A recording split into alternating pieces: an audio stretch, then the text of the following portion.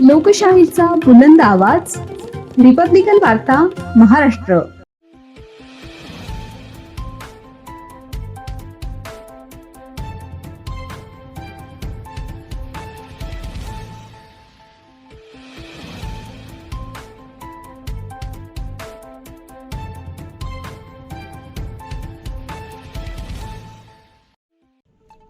वाहतूक नियमांचे उल्लंघन करणाऱ्या 1149 वाहन चालकांवर कारवाई. विशेष मोहिमेदरम्यान वाहन चालकांविरुद्ध कारवाई करत लाखो रुपयांचे दंड वसूल करण्यात आला.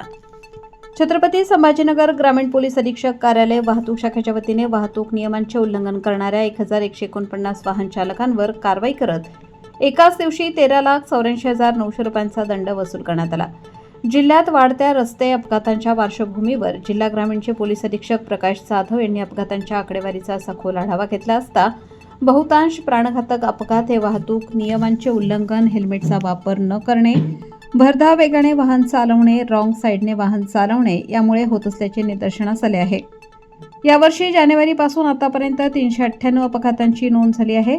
यामध्ये 240 दुचाकी अपघातांमध्ये 144 जणांचा मृत्यू तर 121 जण गंभीर जखमी झाले आहेत. इतर वाहनांच्या 158 अपघातांमध्ये 85 जणांचा मृत्यू झाला आहे.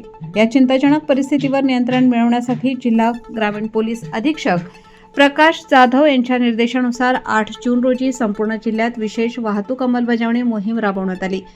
या मोहिमेत 23 पोलीस ठाणे व जिल्हा वाहतूक शाखेने सहभाग घेत 1149 वाहन चालकांविरुद्ध मोटार वाहन कायद्यान्वये कारवाई करण्यात आली असून त्यांच्याकडून एकूण 13,84,900 रुपये दंड वसूल करण्यात आलाय.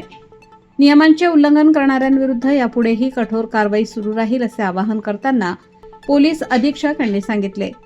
रिपब्लिकन वार्ता Maharashtra वृत्तवाहिनीसाठी Aurangabad Marathwada उपसंपादक Akbar Shah. Subscribe now and press the bell icon. Never miss an update.